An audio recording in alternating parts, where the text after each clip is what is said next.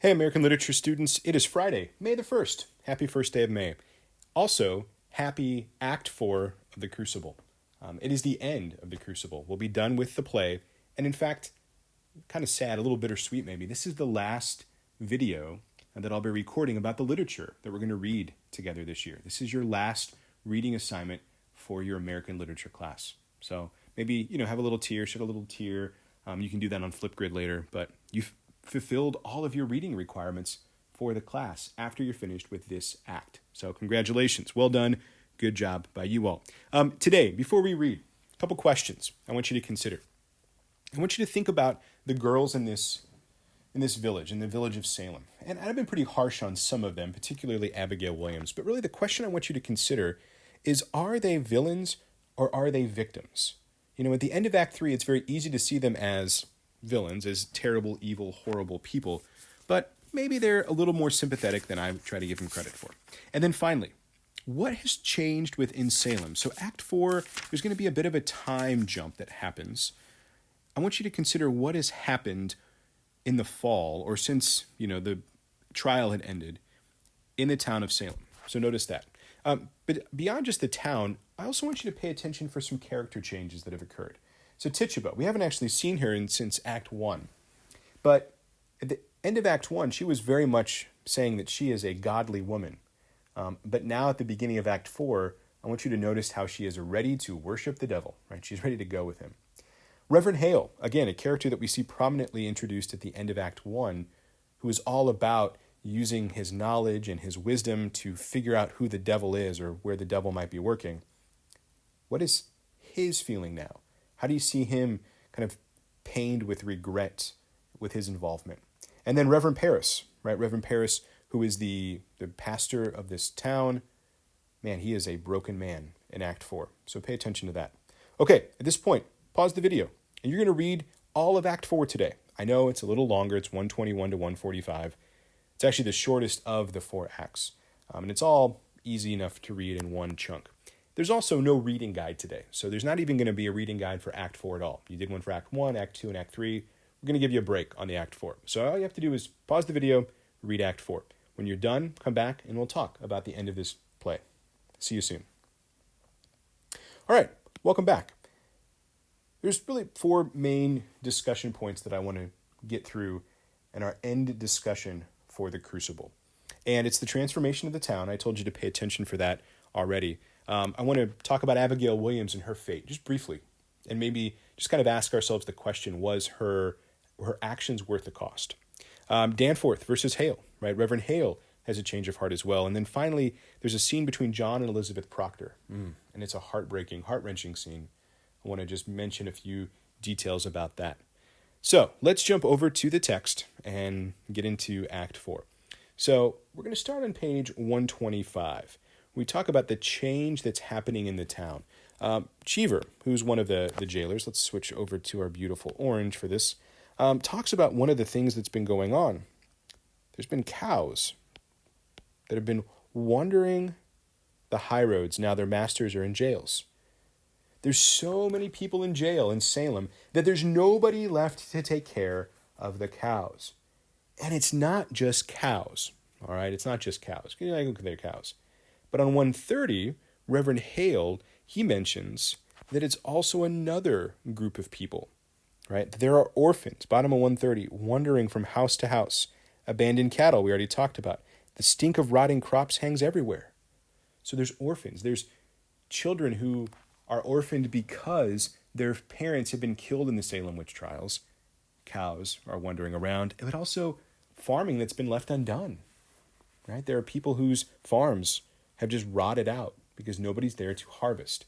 And it's not just the physical problems within the town, but there's kind of an orderly problem within the town as well. And it's about rebellion. There's a legitimate fear that Danforth and Paris talk about of rebellion. The rumor speaks of rebellion in Andover, and Danforth is like, no, because Danforth, remember, is the governor of the Massachusetts colonies over many different villages and towns. I tell you what is said here, sir. Andover have thrown out the court, and they say they'll have no part in witchcraft. So not every single town, like Salem did, is giving in to this groupthink mass hysteria around witchcraft. Some of the towns are actually pushing back against that. I think which is important. Right? Now, Paris says there's a few people that are going to be hanged today on 127, Rebecca Nurse, John Proctor. Right? These two individuals have great weight yet in the town. Let Rebecca stand up on the gibbets where they do the hanging and send up some righteous prayer, and I fear she'll wake a vengeance on you. So what Paris is proposing here to Judge Hathorne and ultimately Governor Danforth is that we can actually utilize these respected individuals like John Proctor and Rebecca Nurse to calm the rebelliousness in the town, to kind of keep their fears and their anger limited. We got to use them while they're still alive. Okay, so that's how the town has changed. Now, let's just chat briefly about Abigail Williams. Let's grab our yellow highlighter for her.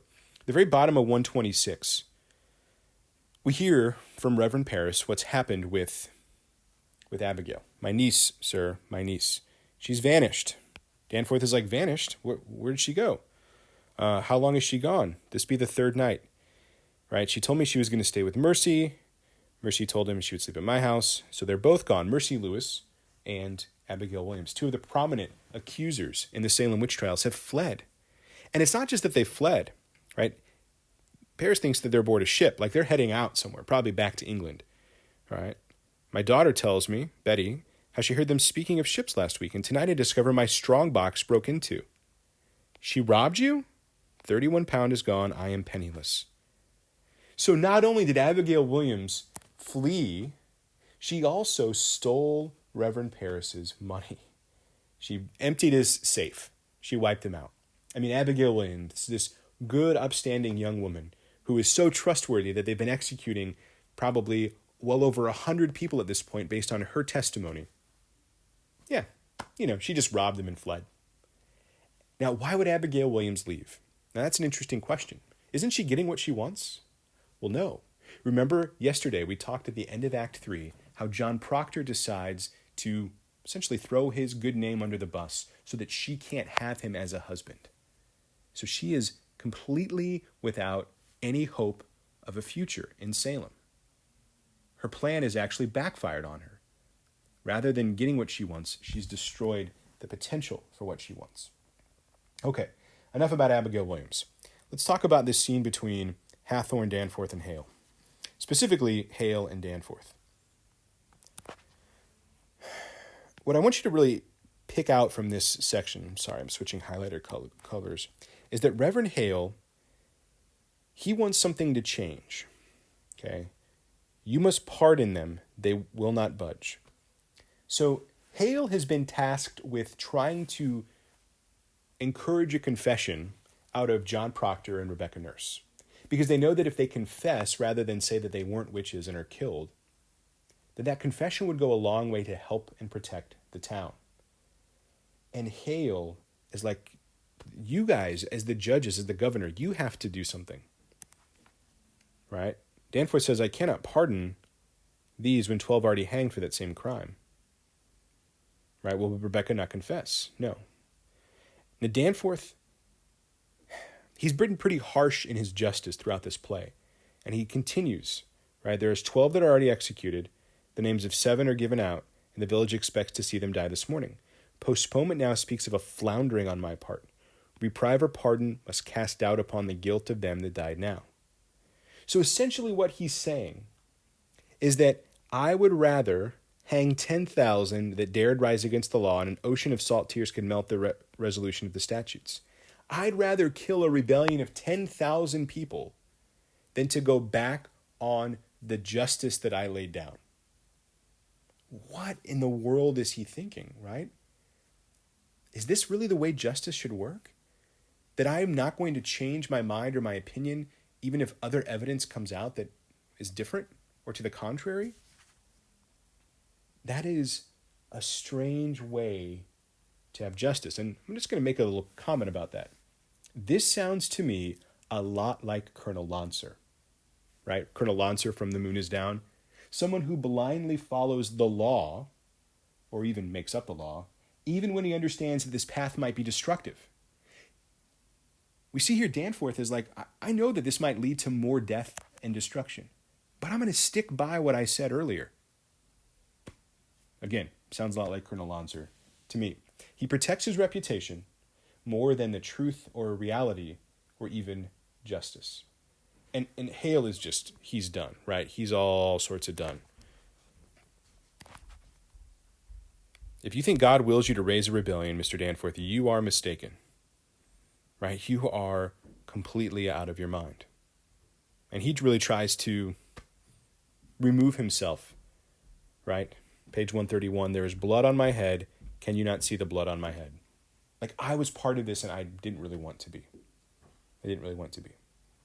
Now, Hale tells Danforth that he's got a plan, right? And on 132, we see this plan begin to unfold. They bring in Elizabeth, and he talks to Goody Proctor. He says, you need to convince your husband, right? You need to convince your husband to confess. Cleave to no faith when faith brings blood. It is mistaken law that leads you to sacrifice. Life is more important. Will you plead with him? I cannot think he will listen to another. Plead with John to confess to witchcraft. That's what they want him to. That's what they want her to do. And so they arrange it that there is this scene at the end between John and Elizabeth. Now, again, we just made a comparison between Colonel Lancer and Governor Danforth. I want you to compare another character here to somebody else from The Moon is Down. I want you to talk about Mayor Orden. What is it worth laying your life down for? Like, that is a question that you have to really consider as you finish this play. What is worth laying down your life? And at the end of this act, we see that question being wrestled with by John Proctor and Elizabeth Proctor. So they leave them alone to discuss. They haven't seen each other in a long time. And Proctor's first thoughts, I'm going to switch over to a different shade of green, go to the child. It grows, right? Rebecca's Samuel keeps the boys that they've already had, right? And the child there being the baby that Elizabeth Proctor's pregnant with. You're a marvel, Elizabeth. You've been tortured. Yes, I've been tortured. They come for my life now. One of the things that Elizabeth shares with Proctor is what happens to Giles Corey. Giles is dead. He was not hanged, right? He stood mute and died. And what they did is they pressed him. They laid great stones upon his chest until he pled ay or nay. They say he gave them but 2 words, more weight, he says, and then he died. So what they did to Giles Corey to try to get him to confess is they literally laid stones on top of his chest, heavy, heavy stones. And rather than confessing or denying, what he said is simply more weight. Lay more on my chest. I'm not going to confess and I'm not going to deny. I'm going to stay mute. I'm going to plead the fifth, essentially, even though that cost him his life. And this gives John a very specific idea, because John is also wrestling with this decision to confess and lie or to tell the truth and die. And he says that at 135. I've been thinking I would confess to them, Elizabeth. What say you if I give them that? I cannot judge you, John. What would you have me do? As you will, I would have it. I want you living, John, that's for sure. But Elizabeth's not going to force him to confess. Right? She's not going to force him to give his testimony if it's false. She understands that that is not necessarily the best thing for him. And they have this kind of warm, beautiful scene where maybe they reconcile with each other. Right? Because Elizabeth admits that maybe she was involved. It needs a cold wife to prompt lechery. Like, I wasn't as good of a wife as I could have been. And Proctor doesn't really want her to keep doing this. Enough is enough. Right? Elizabeth, I counted myself so plain. Right? Suspicion kissed you when I did. I never knew how I should say I love you. Right? And then she says, I never knew such goodness in the world as John. And she feels bad for what's happened. So, just to summarize what happens at the end of this particular play. They give John Proctor something to sign. A confession. And he ultimately does. But then they tell him that confession is going to be read out loud. And it's going to be posted on the door of the church for all to see. And then John Proctor probably utters the most important lines or the most famous lines within this play on 143. He takes the confession and he tears it into pieces. And he says, you can have my confession, but you won't have it written. I don't want my sons to see this lie posted. Why? What does it matter? Because it is my name. Because I cannot have another in my life. I have given you my soul. Leave me my name. And so to protect this name, Proctor refuses to confess and thus will be executed. He will be hanged rather than confessing to a lie. And at the end of the play, he's off to be hanged. Hale is still trying to appeal to him, but ultimately his decision has been made up. He is going to give up his life. Because it is my name. Because I cannot have another. Well, that is the Crucible. 2 tasks left for today for you all. You've got a Flipgrid post to do. So again, just like you have for the previous 3 acts, you're going to record yourself performing one of the lines for a couple of minutes. And then the discussion post. Really, this is kind of a broad question, but one I think is important to consider. This town is in a state of absolute destruction. Well, who is ultimately responsible for the events of the play? And you could go with many different options, right? And the events would be the accusations and the executions of Proctor, Nurse, and many of the others in the town of Salem. You can choose one specific individual. You could have a group of individuals. It's kind of up to you. And then you're going to defend your answer with specific details from the text. You're going to respond in a short paragraph on Google Classroom and then try to respond to some of your classmates as well. Well, that ends our discussion of the Crucible. Next week, we're going to have 2 short comparative writing assignments that we'll talk about again on Monday. And then we'll also have kind of a wrap-up of the year, kind of a reflective piece that we'll discuss a little bit more in detail as well. But you've accomplished reading all of the novels and plays that we set out to at the beginning of the year. So congratulations to you all, and I will talk to you again on Monday. Have a great weekend.